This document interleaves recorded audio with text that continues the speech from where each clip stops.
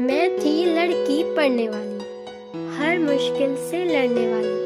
सिर्फ ज्ञान प्राप्त करने के लिए करती थी मैं पढ़ाई, पर लोगों ने मुझे पढ़ता देख शुरू कर दी करना मेरी बड़ाई। देखकर मैंने लोगों को करते बढ़ाई, शुरू कर दी मैंने अच्छे अंक लाने के लिए पढ़ाई। मेरे परिवार और शिक्षकों ने लगा ली मुझसे हजारों में, और उनकी उम्मीदों को देखकर उड़ गई मेरी रातों की नींद। सबने अच्छे अंकों के लिए दिया मुझे ऑफर इनाम का, सबने अच्छे अंकों के लिए दिया मुझे ऑफर इनाम का, पर मुझे तो डर था उस परिणाम का। धीरे धीरे परीक्षा सामने आ गई, पेपर देखकर इतना डर गई कि आता था सब पर ढंग से ना कर पाई। लिखावट तो पहले से ही अच्छी न थी मेरी, ऊपर से काट पास करने की भी आदत थी खराब मेरी। परीक्षा में भी दोहराई मैंने गलतियां सारी, और फिर परीक्षा के बीच आ गई ये कोरोना महामारी। फिर मिली एक खबर जिसमें था मेरा हित, बची 2 परीक्षाएं हो गई स्थगित। फिर सोचा अब तो करूंगी जमकर मेहनत, फिर सोचा अब तो करूंगी जमकर मेहनत, पर चाहती तो कुछ और ही थी मेरी किस्मत।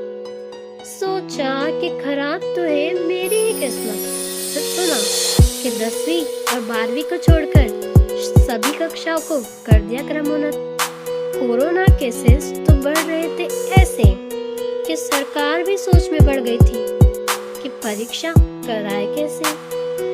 कोरोना केसेस तो बढ़ रहे थे ऐसे कि सरकार भी सोच में पड़ गई थी कि परीक्षा कराए कैसे।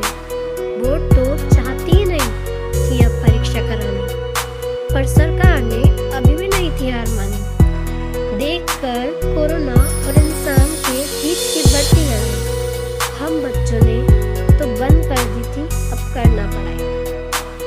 कभी होगी परीक्षा तो कभी नहीं होगी परीक्षा, यही अखबारों में आता था रोज समाचार। यही पढ़कर मैंने कर लिया था पढ़ाई न करने का विचार। कई राज्यों ने तो बोर्ड के छात्रों को भी कर दिया था प्रमोट, और मैं रोज सोचती थी कि हमें नहीं किया तो मैं नहीं दूंगी मेरे टाइम इस सरकार को वोट। उस वक्त परीक्षा नहीं कोरोना था मेरा डर, उस वक्त परीक्षा नहीं कोरोना था मेरा डर, पर सरकार को तो केवल परीक्षा करानी थी, फिर भले ही हम जिए या जाए मर।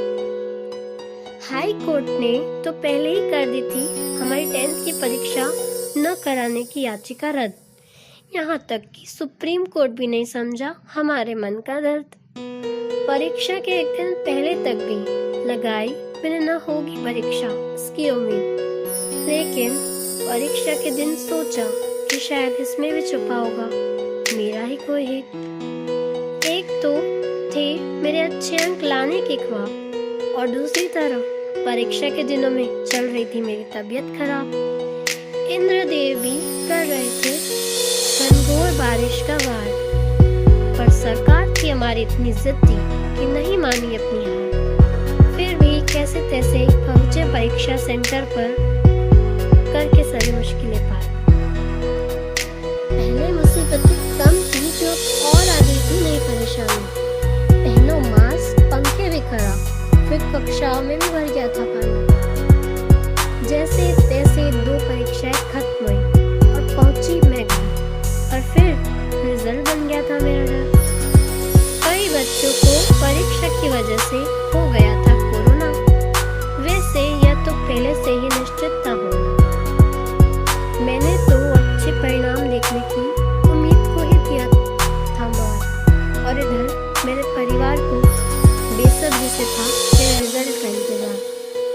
उन दिनों आत्महत्या करने के ख्याल आते थे मुझे रोज रातों में। उन दिनों आत्महत्या करने के ख्याल आते थे मुझे रोज रातों में, और सपनों की जगह आंसुओं ने ले ली थी मेरी आंखों में। मम्मी पापा ने तो कह दिया था कि कैसा भी परिणाम आए नहीं डांटेंगे तुझे हम।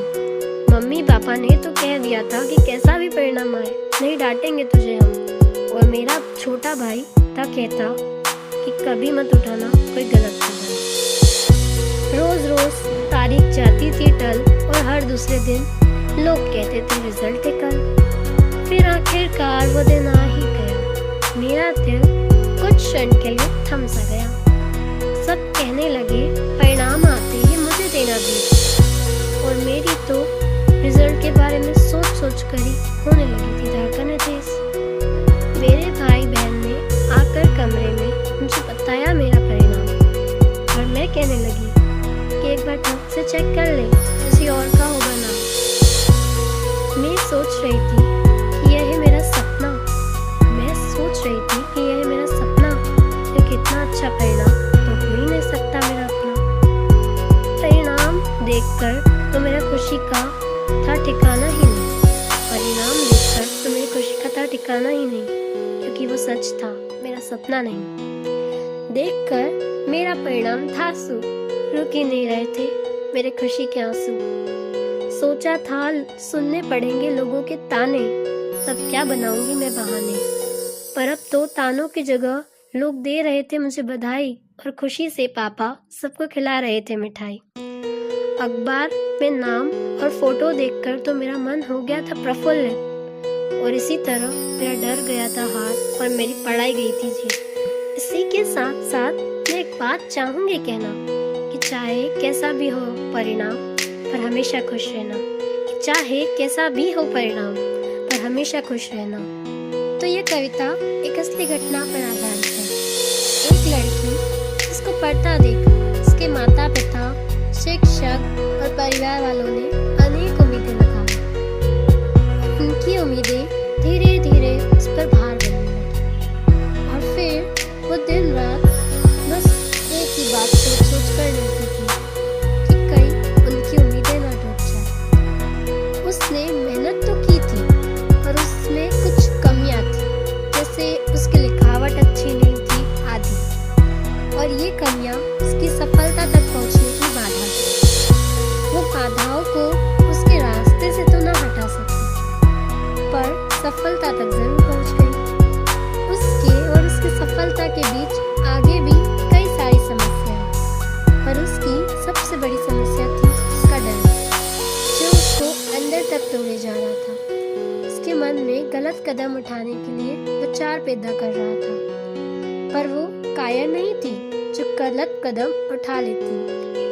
रात भले ही कितनी भी बड़ी हो, पर सुबह जरूर होती है।